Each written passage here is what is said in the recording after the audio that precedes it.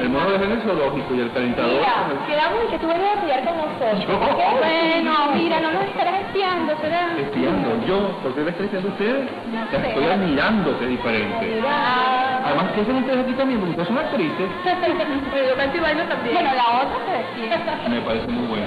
Háblame si ustedes creen, de verdad, yo creo que una actriz debe también cantar, bailar un poquito, animar, porque eso le da mayor amplitud a la actriz, más carácter.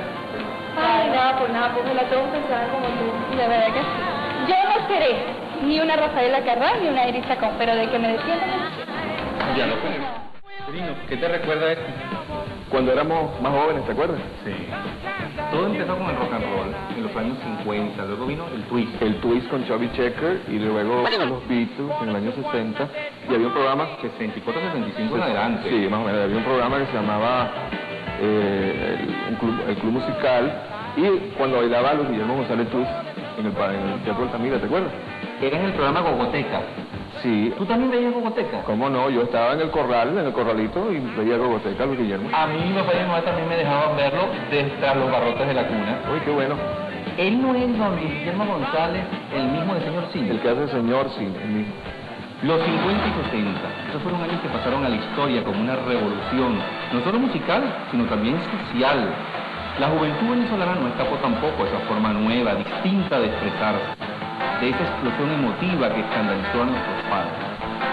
Y esos años tuvieron su más fiel expresión en aquel programa de televisión con Luis Guillermo González, de Radio Caracas Televisión, Gogoteca. Gracias especialmente a ustedes por habernos permitido vivir un recuerdo que pertenece a la historia de Radio Caracas Televisión, con este su programa Gogoteca. Y así como el mundo se estremecía con el rock and roll, el twist, el Caribe mantenía su auténtica expresión musical con el cha-cha-cha, el mambo, es decir, toda una manifestación popular que encontró su justa identificación bajo la denominación de salsa. Se creció en Chico Mendive, Celia Cruz, la Sonora Matancera, y tiene su más grande vigencia con Rubén Blades y Willy Colón. La salsa es todo, desde despecho hasta crítica social.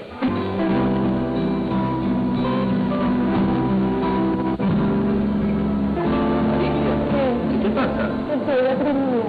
¿Y eso? Bueno, porque a veces me canso y me aburro de todo, ¿vale? A veces quisiera abandonar todo, la televisión, no sé, retirarme, ¿me entiendes? Fantástico. ¿Qué? No, quiero decir, un lapsus, que cómo vas a retirarte después de tu éxito como cantante y bailarina fantástico, tu super éxito como actriz. No puede ser. No, hablando en serio, ¿qué crees que no quise decir fantástico por lo ojo? No, Bueno, está bien. De verdad, Paola. Te creo, te lo juro que te creo. Me equivoqué.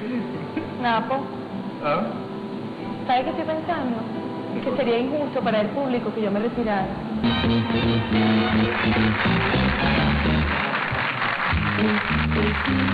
Sentate a llorar, nada podrás cambiar. La vida es un cabaret, vamos al cabaret. Esperas que aprenda a reír, siempre serás feliz. La vida es un cabaret, vamos al cabaret. Podrás cantar, podrás bailar, podrás con tu guitarra cantando, se pasa noches enteras, hombre y guitarra llorando a la luz de las estrellas. Después se pierde la noche, y aunque la noche es muy bella, él va pidiéndole a Dios que se lo lleve con ella. Tengo lo que todos quisieran tener, una suegra que se hace querer y distinta a todos los cuentos. Todos Todos dicen que la pude domar, es una fiera, es un lobo, un volcán, pero conmigo todo es un sueño, qué felicidad. Suegra, suegra, para ti va mi canción, suegra, suegra, con todo mi corazón, suegra, suegra. Soy afortunada y no puedo quejarme de que a pesar de todo mi suegra me quiera. Y aunque no lo crea, esta es la verdad, que buena es mi suegra, es el ron de mi suegra.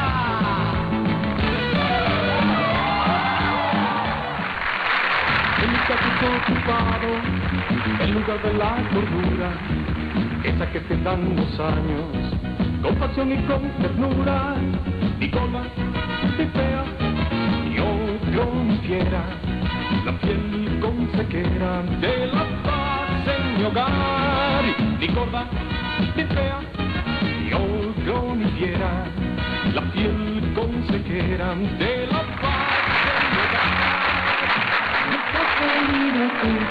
Que me llena de emoción, que empiezo a vacilar, un triste locura, suficientemente más, que no sé si eres mío, y si haces el amor te cantaré como si fueras melodía, cantaré, y al caminar despertaré, al mundo entero le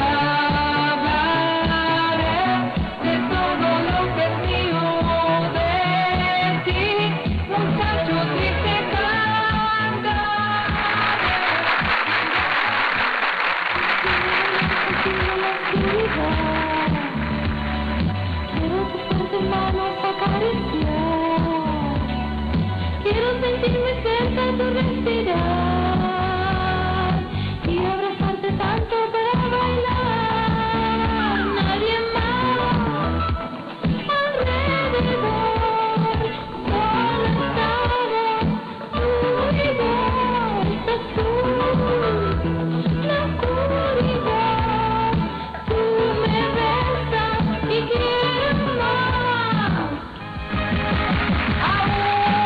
Entiendo lo que es vivir sin ti, es tan extraño para mí,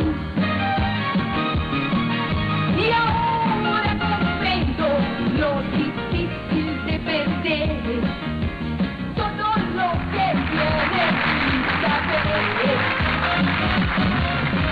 Piensa siempre mucho en el amor que te brindé y en los momentos que con toda fe yo a ti te enseñé. Regresa a mí en este instante, dame amor de hoy en adelante. Yo ando sola y sin razón, deslizando sola por la ciudad y las luces se encenderán. Ya se despertó el deseo, el amor y la locura. Yo me siento triste, quiero gritar, las paredes me hacen llorar. Yo me siento muy sola, sin un amor, sin cariño y sin comprensión. Si me escuchas, ven a mí, yo te puedo complacer y mañana seremos hasta el fin. El maniático todo está por mí.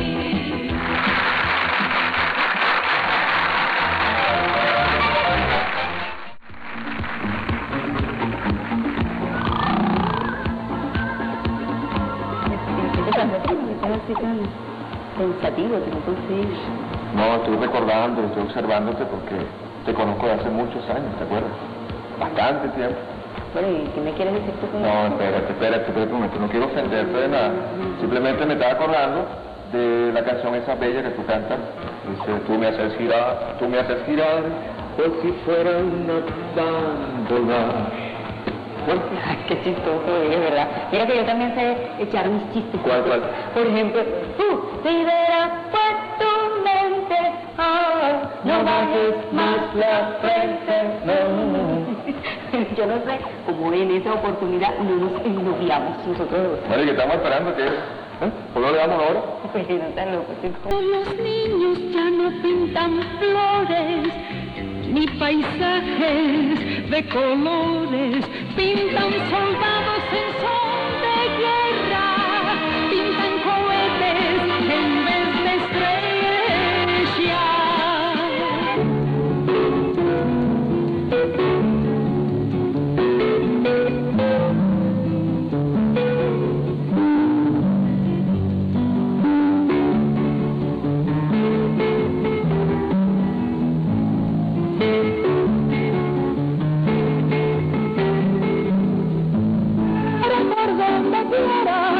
Errante como el viento allá de aquí, de que me sirve andar por donde quiera, errante como el viento allá de aquí. Y en el mundo no hay nadie que me quiera, ni nadie que se acuerde ya de mí.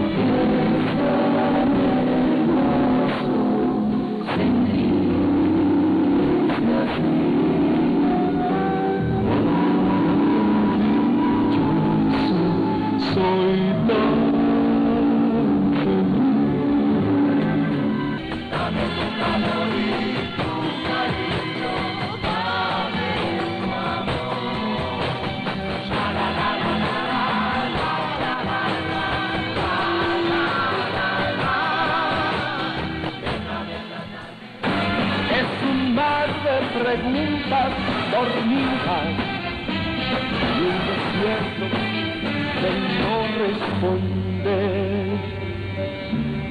¿Qué es el amor? No sé. No sé.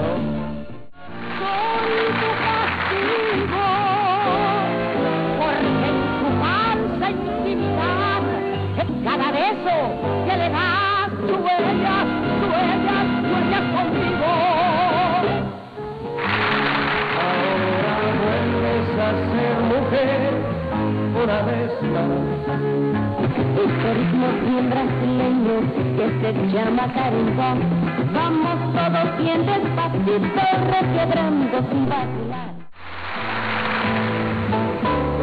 Somos novios, mantenemos un cariño limpio y puro.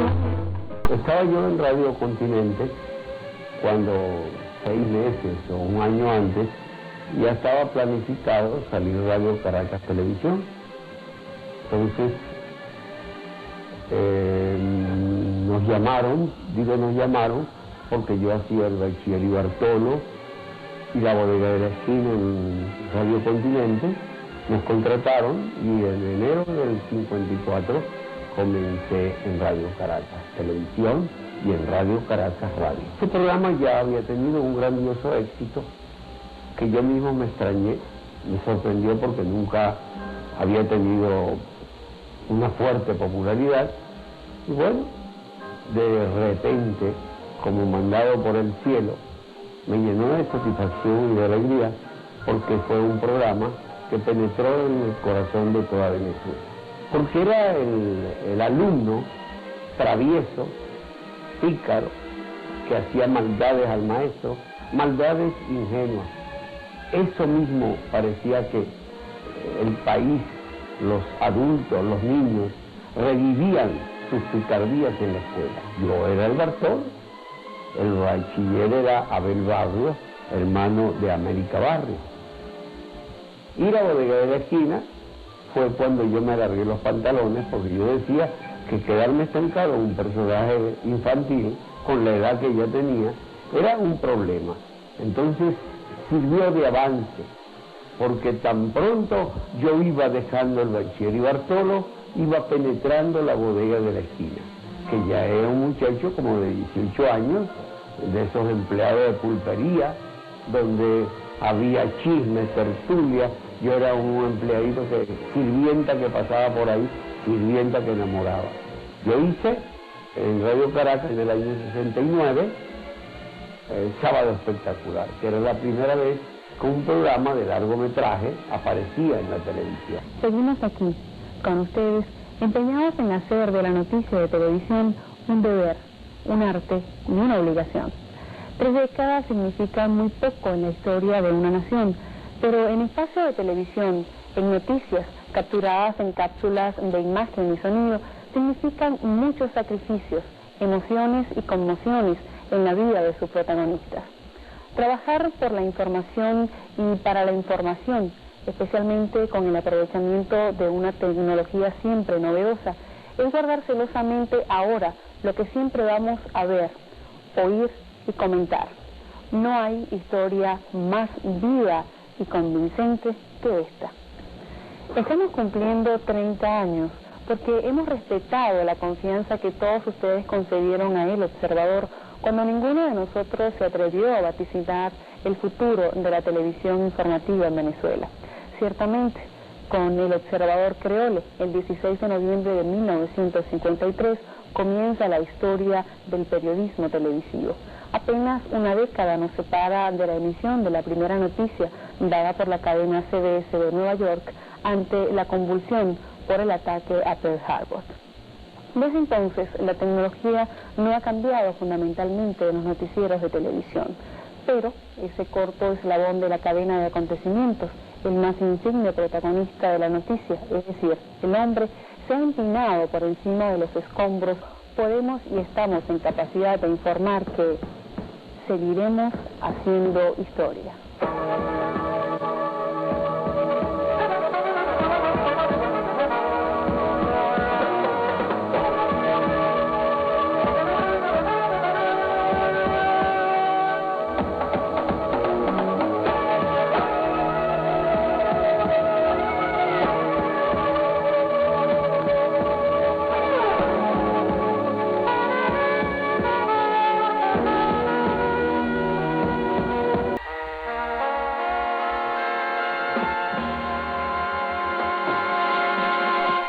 En 30 años hemos vivido y narrado las cosas más importantes del acontecer nacional. Las noticias más impactantes y trascendentes llegaron a los hogares venezolanos a través de las cámaras del Observador, desde todas partes del mundo. En estas 3 décadas hemos contribuido probablemente a la mejor identificación de lo venezolano.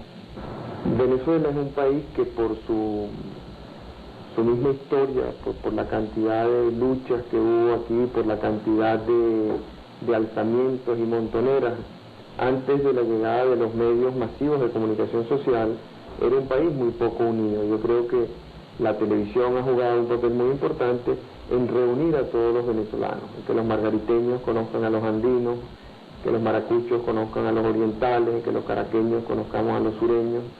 Yo creo que en ese sentido la televisión ha jugado un papel muy importante. Por eso era necesario que el medio le prestara muchísima atención, le diera muchísima importancia a la función informativa y sobre todo a informar lo que estaba ocurriendo dentro del país. Por eso desde su inicio El Observador, a diferencia de los demás noticieros de televisión, ha puesto un enorme énfasis en la información nacional, en tener corresponsalías, reporteros, camarógrafos en todo el país, de manera que los venezolanos nos fuésemos conociendo mejor los unos a los otros, fuésemos conociendo los problemas que había en las distintas regiones, las actitudes, la gente, sus caras, su manera de hablar, su manera de sentir. Hemos conquistado un sólido prestigio que defendemos con orgullo. Trabajamos con ahínco, perennemente, para mantener la calidad de la información, la veracidad y objetividad que exige el televidente que durante tantos años nos acompaña. Pero, sobre todo, democráticamente, superamos barreras en la búsqueda de los más altos estadios. El prestigio se ha logrado en base a calidad, a objetividad, a seriedad, a responsabilidad. El porvenir del medio es fantástico, pero una vez más depende mucho, como en Venezuela el Estado ha ido abarcando cada vez más cosas, se ha ido metiendo en más terreno. Y tenemos las prioridades un poco distorsionadas. Aquí vemos, por ejemplo, cómo hay huelgas de maestros, huelgas de enfermeras, huelgas de transporte, y sin embargo, la huelga del 5 y 6, eso sí se resuelve en un 2x3, porque esa pareciera que es nuestra prioridad número 1, ahorita hacer un cuadro de 5 y 6. El Estado, como le decía, se ha ido metiendo en muchas cosas, en muchas actividades, y ha ido interfiriendo mucho el desarrollo libre de los medios de comunicación. Si nosotros tenemos en los próximos años una política abierta de Venezuela con los adelantos que hay en el mundo en materia de satélites, de rastreadoras, de comunicaciones, y contando con la infraestructura que existe en Venezuela, técnica y humana, Venezuela puede convertirse en la primera potencia en materia de comunicaciones después de los Estados Unidos en este continente. En su primera etapa, el noticiario se llamó Observador Creole. Duró exactamente 20 años. José Luis Arzalejo dirigía la parte técnica y Félix Cardona Moreno era el jefe de los servicios informativos. En medio de Radio Caracas Televisión estaba el patrocinador, la empresa Creole, y un periodista que mantiene su vigencia en los medios de nombre Everett Bauman, tiene su particular concepción de cómo fueron las cosas en aquel momento. Bueno, yo comenzaría en el año 53, cuando comenzó Radio Caracas, ¿no? Porque nosotros estuvimos con ustedes desde un comienzo. Y bueno, Creole era más que todo el director, doctor Guillermo Zuloaga, que se interesó mucho en la televisión y en la imagen de la empresa. Y yo estuve prestando mis servicios ahí en el Departamento de Relaciones Públicas junto con otros periodistas veteranos. Y nosotros fuimos a Radio Caracas, les ayudamos a formar equipo. Hubo un señor muy conocido, muy recordado aquí en Caracas, un periodista yankee que se llama James Coogan, que trabajaba casi como un elemento ahí en Radio Caracas por varios años. Bueno, y ustedes, por cierto, tenía un equipo ahí de jóvenes que cada vez tenía más experiencia y ellos pudieron hacer programas sin la intervención nuestra, pero siempre estuvimos en contacto y sugiriendo la posibilidad de cubrir tal y tal cosa. Y bueno, porque nosotros recibimos mucha presión de fulano de tal, y especialmente cuando hubo una campaña presidencial como ahora. Bauman fue gerente de la United Press International en Venezuela, gerente de Relaciones Públicas de la Creole por espacio de 30 años y director asociado del diario venezolano de habla inglesa The Daily Journal. Él sabe cómo nació y se desarrolló El Observador. Bueno, al comienzo no eran las noticias no eran cubiertas en forma tan ágil, tan breve como ahora. Y no tenía las mismas facilidades ustedes ni la experiencia en los reporteros. Y hubo más noticias del extranjero que hay ahora, más noticias mundiales, sencillamente porque no tuvimos la experiencia en cubrir, pero poco a poco y vamos agregando noticias nacionales. Paulatinamente las cosas se facilitaban para la televisión, especialmente para los espacios informativos. La gente estaba ansiosa por obtener cada día más información sobre todo tipo de acontecimientos, y El Observador nutría al país de ese elemento indispensable para el desarrollo de los pueblos. Hernán Pérez Belisario, vicepresidente ejecutivo de Radio Caracas Televisión, fue el primer gerente.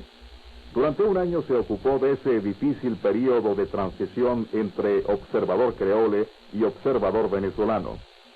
Defender los valores fue lo más importante de esa vivencia de Pérez Belisario. Yo diría que el noticiero se ha propuesto siempre mantener una veracidad a toda prueba, objetividad y, por supuesto, tratar de luchar por defender los valores de nuestra sociedad.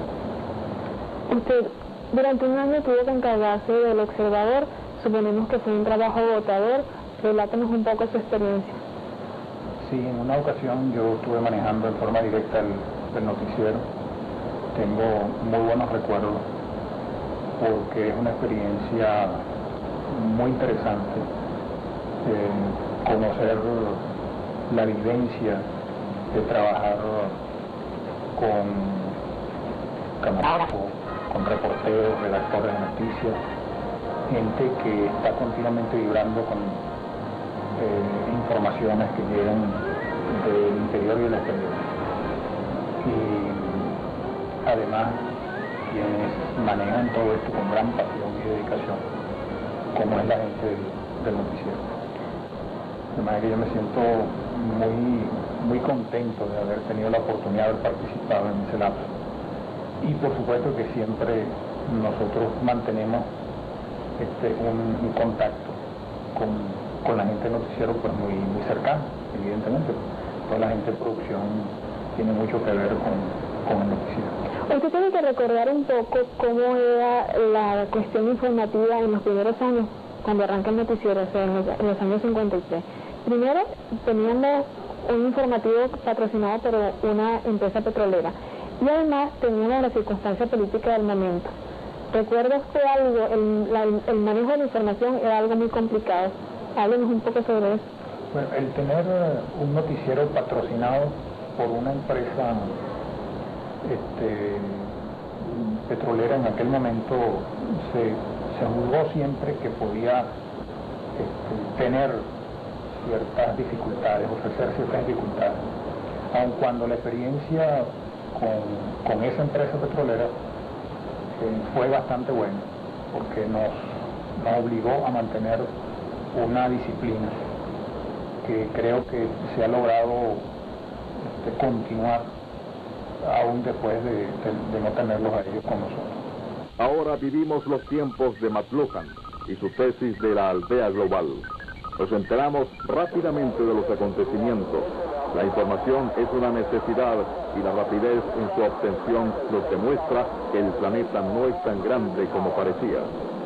Porque manejamos noticias desde lugares tan distantes y lo manejamos con una instantaneidad tan grande que prácticamente estamos nosotros conectados casi al mismo tiempo que todo el resto del mundo al mismo núcleo informativo.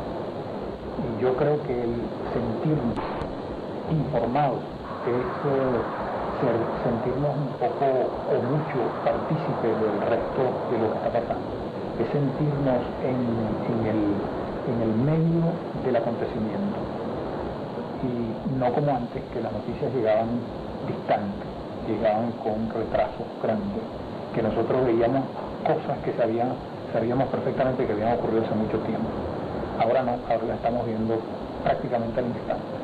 Yo recuerdo, por ejemplo, cuando el intento del asesinato del presidente Reagan, la televisión venezolana salió al aire al cuarto de hora prácticamente, casi. Pero en Estados Unidos a las 15 minutos menos. Sí, a los Estados Unidos fue llevar el reportero lo que había tomado sin saber lo que había en el haberlo colocado, sin saber lo que había en el cassette, y lo colocó en pantalla. Y nosotros, a los 15 minutos de haber salido en los Estados Unidos, lo teníamos en Venezuela y lo estábamos transmitiendo. O sea que fue una cosa prácticamente instantánea.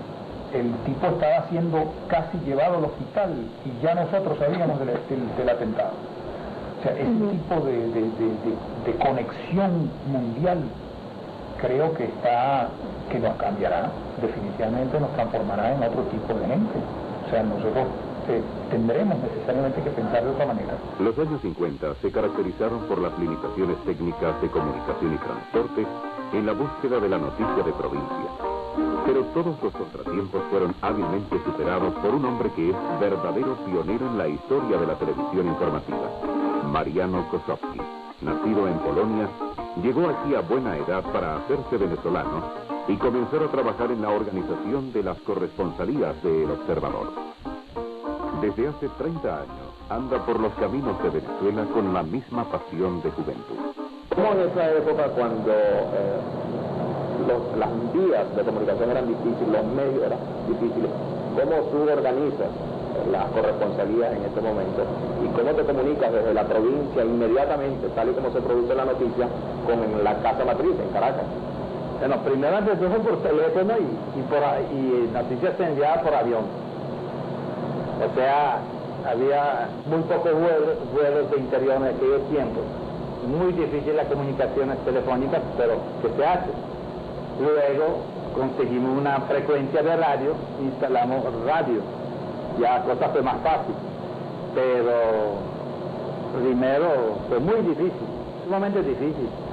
Tuvimos que inclusive habilitar un camarógrafo que cubría las noticias en Maiquetía.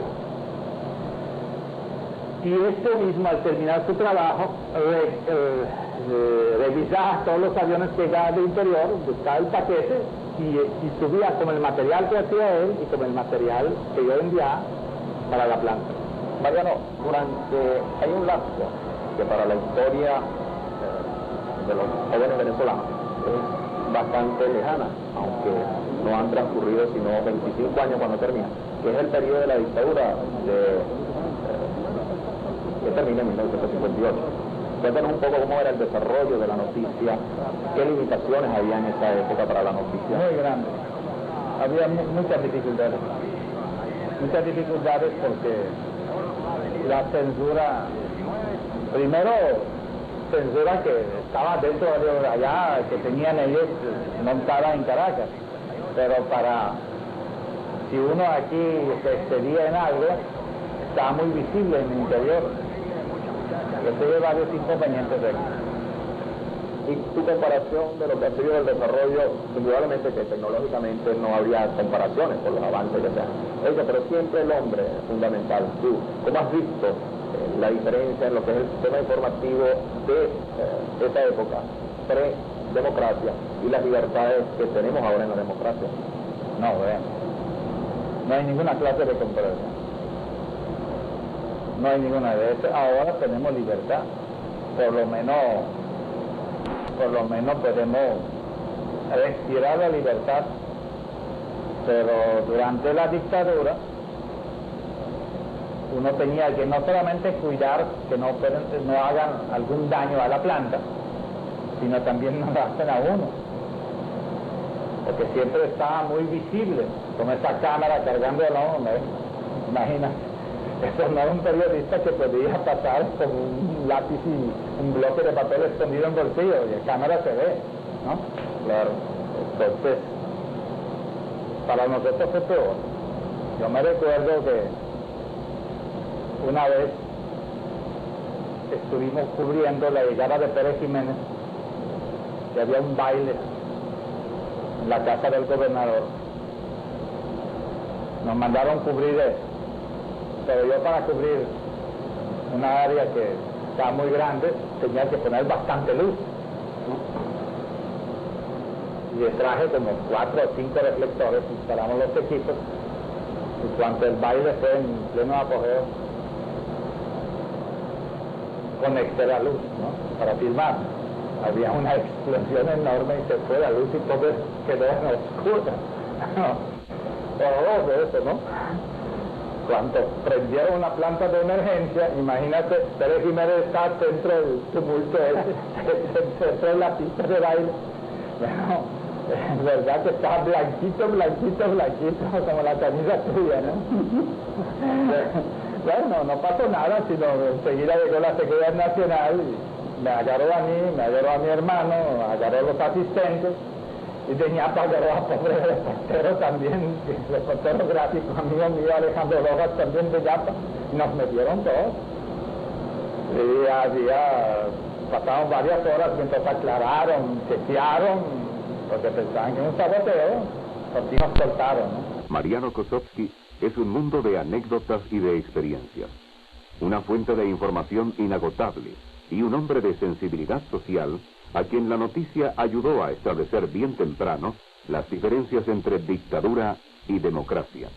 A mí siempre gustaba la noticia. Yo, cuando nací, quería ser periodista, pero antes de todo me gustaba la noticia audiovisual. Yo creo que la noticia sin imagen es muy pobre. Es importante, radio, eso, pero sin imagen es pobre. No llega a la gente como llega ya imagen. Así que, imagínate tú, una imagen movible donde todo se mueve es mejor todavía que una fotografía. Y es muy difícil mentir pasando una mesa. Porque cuando uno escribe puede ser que escribe algo más. Una florecita por aquí o por allá.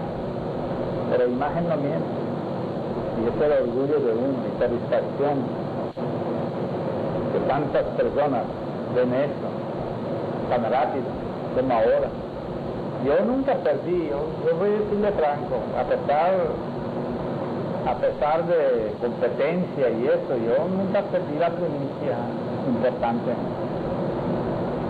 Esto es muy difícil, uno vive de esto. Yo en mi vida no tenía casi vacaciones. ¿Por qué? Porque me apasiona la noticia. Otro pionero cargado de historia y de responsabilidades a lo largo de 30 años es el ingeniero Armando Enrique Guía, un verdadero protagonista de cada acontecimiento trascendente que marca huellas positivas en Radio Caracas Televisión. Especializado en varios campos de la ingeniería, responsable absoluto en este sector, también observa atentamente todo lo que sucedía al principio en el área de la información. El 16 de noviembre de 1953 arranca El Observador Creole. Háblenos un poco del criterio de selección para escoger a los narradores de noticias. Bueno, lo hizo fundamentalmente el patrocinante en el estudio de la televisora nacional. Ahí por ahí en julio, agosto de 1953, ellos le pidieron la colaboración a la televisora nacional para montar lo que iba a ser el set del Observador en la televisora nacional. Y entonces ahí se probaron los locutores, vamos a decir, estrellas de Radio Caracas. Recuerdo Magín Pastor Suárez, Pedro José Fajardo, Leandro Azuaje, creo que Eduardo Zárraga, Francisco Amado Carnilla, que en definitiva fue el seleccionado. También se probaron los directores, se probó un poco la escenografía, porque Radio Caracas en ese momento se estaban instalando, no tenía facilidades de estudio. Y ahí se hizo la escogencia. Entonces ya cuando inclusive se transmitió una especie de observador en circuito cerrado, para ver cómo iba a ser la coordinación entre el narrador y las películas que iban incorporadas, etc. El ingeniero Guía tuvo a su cargo la responsabilidad de instalar una estación terrena para captar la imagen del satélite que rebotaría a Venezuela, una de las noticias más importantes en la historia de la humanidad. Hubo muchos tropiezos que el público jamás llegó a conocer, pero Radio Caracas Televisión venció las dificultades para llevar esa noticia a todos los hogares venezolanos. El hombre llegaba a la luna. Yo nunca he visto un proyecto que tropezara con tantas dificultades aparentemente insalvables y que sin embargo se realizara. Comenzando por conseguir la estación terrena, por transportarla a Venezuela, hasta porque a última hora se accidentó el satélite que íbamos a utilizar, porque esa terrena se iba a instalar aquí en Caracas usando un satélite del Atlántico. Y ese satélite se dañó, faltando escasos días para la caminata.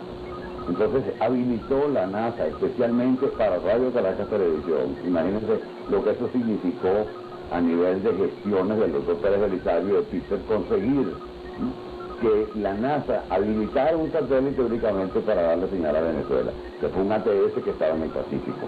Y nosotros a la vez tuvimos que mudar la estación a Maracaibo, porque como está mucho más al oeste, facilitaba la recepción de señales del Pacífico. Eso es uno de los tantos. Después transportarlo. Cuando los aviones iban a llegar, Grano de Oro no aguantaba el peso de los aviones. Los aviones no podían aterrizar en Grano de Oro. Y tuvimos la suerte de que estaban terminando lo que es hoy en día La Chinita. En esa época se llamaba Caujarito. Y entonces lo único que tenía era pista. Entonces hubo que preinaugurar ese aeropuerto. Y así fueron tantas las dificultades que uno, y el otro día yo pues, estaba leyendo mis apuntes, una especie de, no ya diario, pero a veces anoto cosas. Y realmente es increíble, una cosa de Ripley, porque fueron tantas las dificultades que hubo, y se fueron desmoronando, y se fueron venciendo, y se fueron venciendo, hasta que al final lo logramos. Esa es una de las tantas razones que nos colocan con la mejor aceptación en la opinión pública. Incansables en la búsqueda de la noticia y fieles a nuestro principio de informar solo la verdad, encontramos el eco más deseado cuando pulsamos opiniones sobre El Observador. ¿Cuál es su opinión acerca de los noticieros de Radio Caracas Televisión? Me parece que son los mejores de todos los canales. Bastante completos, lo felicito. Muy bueno. Es el único que yo veo en la televisión. Me parece bastante objetivo y bastante claro en todo su concepto. Sobre todo veraz, que es lo que más me impresiona de ese noticiero. Que es muy bueno y muy, ¿cómo dijera? Muy informativo. Para mí es uno de los más veraces noticieros que hay. Felicito sinceramente. Pues muy bien, porque más o menos como... me gusta cómo lo pasan, cómo se redacta. Fernando Delgado fue jefe de información de El Observador en un ciclo particularmente difícil, pero de gran interés. Entre los años 58 y 70, la democracia daba sus primeros pasos y el periodismo ejercía por primera vez en mucho tiempo esa influencia positiva que se produce solo bajo un régimen de libertad. Creo que con los recursos que se contaban en esa época, hicimos un excelente periodismo de televisión. Se creaban noticias. No había esta cuestión que nosotros denominamos el pool de la noticia, que los reporteros obtenían siempre la misma noticia y el encuadre, así usted se variara de canal, era el mismo. Unos grupos de reporteros, una montaña de micrófonos y un entrevistado apabullado, y se veía lo mismo por los 3 canales. Nosotros creo que fuimos diferentes y la idea era hacer de la noticia de televisión una creación. Y en la parte técnica éramos muy simples, no había los recursos que se tienen ahora, no había nada del INSER, ni el chroma key, ni nada de estas cosas. Entonces se le daba dinamismo y se le daba impacto a la información con muchas ganas de hacer las cosas, indagando y preguntando. Por ejemplo, para el año 60, si mal no recuerdo, conversando una vez con Juliancito Manrique en el máster, le preguntábamos qué se hacía para que una imagen tuviera una voz distinta. Es decir, un entrevistado le pudiéramos poner una imagen diferente y nos dijo tranquilamente que eso era muy fácil de hacer. Y ahí nosotros descubrimos lo que es una doble cadena de telecine. Estudio, preparado que voy al aire con el noticiero. Voy con la resolución. En el aire. Él es Julián Manrique. Ingresó a Radio Caracas Televisión en 1959 como asistente de coordinador. Fue ayudante de cámara, operador de telecine y operador de máster. Julián Manrique es jefe de transmisión. Bueno, para mí lo más importante que han sucedido en estos 30 años de la televisión con relación a los noticieros es la agilidad que se le ha imprimido en cuanto a estudio, en cuanto a la manera de hacer los reportajes. Antes prácticamente no se hacían reportajes, sino eran, ¿cómo que se llama?, entrevistas estáticas. Ahora no, ahora inclusive se puede cubrir hechos nacionales, tragedias como han sucedido, y se le da, o sea, una manera más amplia y más ágil. Antes no era así. Desde el punto de vista periodístico, profesional, nosotros tuvimos gran libertad de acción. Y por supuesto que las circunstancias eran totalmente diferentes, no había pues esa explosión informativa que pudiéramos ver hoy en día.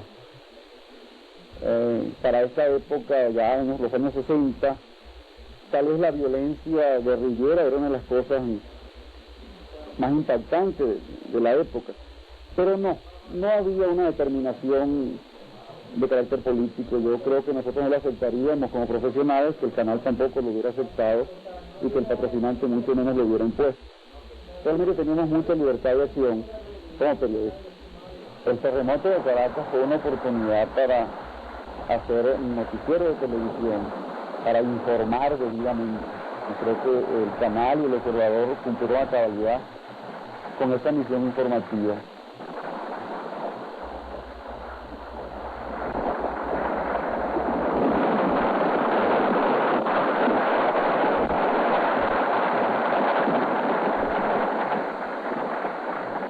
Fernando Delgado contó muchas anécdotas, detalles importantes relacionados con la mística de hombres como Manuel Flores, camarógrafo que llegó a una cárcel y entrevistó al político inaccesible. Una oportunidad que fuimos a entrevistar a Domingo Alberto Rangel, que estaba detenido en el hospital militar, con el ya difunto Gumercindo González. Llegamos al sitio y el oficial que está de guardia dijo, permítanme llamar por radio a ver si se puede efectuar la entrevista. Pero el radio estaba en un piso superior donde estaba Domingo Alberto. Cuando el oficial fue a pedir permiso, yo le dije a Gumercindo, acércate a Domingo Alberto y habla con él. Una de las preguntas que le hizo fue que si él volvería a ser candidato a diputado. Domingo Alberto le dijo, yo vuelvo a candidatearme al Congreso Nacional si me postulan los militares, porque ellos son los que mandan en este país. Cuando yo oí esta respuesta, inmediatamente saqué el chasis de película, lo mandé a Radio Caracas y monté otro. Cuando regresó el oficial dijo que no se podía hacer la entrevista, pero esta noche la entrevista salió con Domingo Alberto a través de las rejas en el hospital. Y Jesús Salazar, quien abordó el avión a Panamá en seguimiento del editor exiliado y se hizo pasar por su hijo. Fue cuando exilaron a don Miguel Ángel Capriles, se lo sacaron. Yo llegué al aeropuerto y comencé a filmar mis cosas, o sea, al aeropuerto no, estábamos filmando desde la casa de donde él estaba exilado, que lo iban a sacar hacia el aeropuerto. Cuando yo llegué al aeropuerto, yo le digo, bueno, aquí lo que hay es que se metiese en el avión, pues, y hice con este señor, porque aquí no lo van a entrevistar. Cuando llego al avión yo no tenía el pasaje, me compraron el pasaje y me fui sin $100, le hice una toma con las mías, entrando al avión, porque tuvo obstáculos con el asunto de la gente del CIFA que estaba allí y no me quería dejar entrar, y después que entré no me querían dejar salir tampoco, porque te dije, bueno, aquí mejor me voy. Entonces, después que hago mi trabajo, que le hago sus tomas adentro, y cuando él viene entrando al avión, le doy el chasis a uno de Radio Caracas que estaba allí, se lo trajeron y yo me seguí hacia Panamá. Cuando llegó a Panamá, tú sabes que ahí en el aeropuerto siempre el caso del protocolo, ¿no? A Miguel Ángel se lo llevan, y yo no sé para dónde se lo llevan. Pero yo pillo el tipo que se lo lleva, ¿no? Que el tipo que lo sacó con el tipo de protocolo, y le digo que yo soy hijo de Miguel Ángel Capriles. Bueno, yo estaba echando, ¿no? Le digo que yo soy hijo de Miguel Ángel, y entonces me dice, no, él está en el Hotel La Siesta, en Panamá, ¿no? Entonces ahí pido una habitación en el Hotel La Siesta, y bueno, más o menos me bañé y tal, y después que me bañé, le digo, déjate hacer un rato, y entonces bajé, hablé con él, me dijo que estaba enfermo y tal, y fui y le hice que le llegaran una limonada con un calmante, porque le dolió mi culo de cabeza. Me dijo, no, el otro día, mañana hablamos y tal. Entonces, el día de la mañana comenzamos a hablar y entonces fue que me dio una entrevista. Estamos contando la historia de 30 años de noticias en Radio Caracas Televisión. 30 años del más grande esfuerzo que conozca la televisión latinoamericana en materia informativa. Entre los pioneros figuró Rafael Velázquez, redactor jefe que permaneció 10 años aquí. Radio Caracas Televisión, la que establece en el país los boletines extraordinarios. Recuerdo esto porque me correspondió a mí transmitir casi todos los boletines e identifiqué mi voz con esos boletines, de manera que en los momentos de crisis del país que me tocaba dar los avances o los boletines extraordinarios, ya la gente creía que era una mala noticia la que yo estaba dando, y en la calle me veían como tal y se iba el nombre de las malas noticias. Lamentablemente eran gajes del oficio, como decimos nosotros. Félix Cardona Moreno, actual presidente de la Cámara de la Industria de la Televisión, tuvo bajo su responsabilidad los departamentos de Relaciones Humanas y de Prensa entre los años 58 y 61. Él no ve una diferencia fundamental entre los noticiarios de aquella época y los que actualmente elaboramos, con la excepción de las técnicas modernas, y centró su opinión en la extraordinaria credibilidad que ha caracterizado a El Observador. Yo recuerdo, por ejemplo, que las noticias que se daban por el Observador siempre eran consideradas como unas verdades casi de tipo bíblico.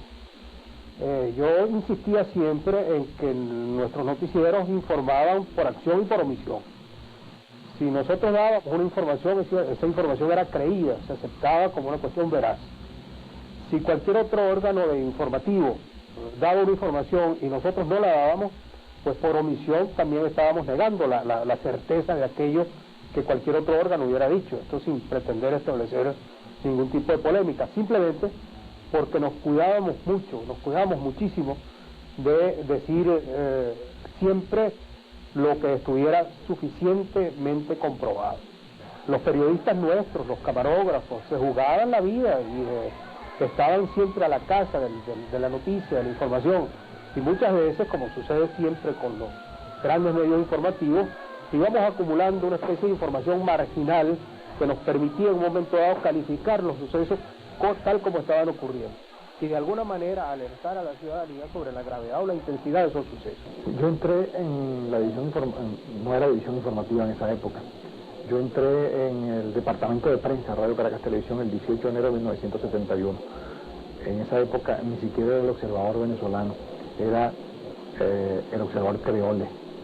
Duraba, en la época que yo empiezo, es cuando se alarga el noticiero de un cuarto de hora a media hora y buscaban una segunda voz. A mi lado, como primer narrador, estaba Francisco Amado Pernía. Después Francisco, con nuestro querido Pancho, que lo queremos todos, fue el gran maestro, se fue para el Canal 8. Por suerte, porque yo he tenido mucha suerte, se me colocó a mí como narrador principal del noticiero. Y a mi lado estuvo durante muchos años también Efraín de la Cerda, muchos narradores. Es muy injusto a veces hablar de personas que uno se olvida. Desde esa época, el 71, hasta que salgo yo del noticiero, después fui seleccionado como gerente del departamento y seguí siendo narrador. Pasaron muchas cosas, pero que yo recuerdo así, noticias impactantes para el país, por ejemplo, el secuestro de Nijaos, la muerte de Carmona. En lo personal hubo una noticia que a mí me afectó mucho, que fue la muerte de un compañero de la división del departamento de prensa, excelente camarógrafo que cumpliendo su misión como camarógrafo murió en los Andes, Santiago Kososki, el hijo de Mariano. Me pegó mucho, de verdad que fue una de las cosas que más me ha impactado, porque era parte de tu personal que muere haciéndote algo para ti. Eso fue una noticia que nos embargó de luto a todo el departamento. Y otra noticia trágica que recuerdo con mucho pesar, porque fue una noticia que hizo llorar de luto a toda Venezuela, porque sin duda que todos lloramos en esa oportunidad.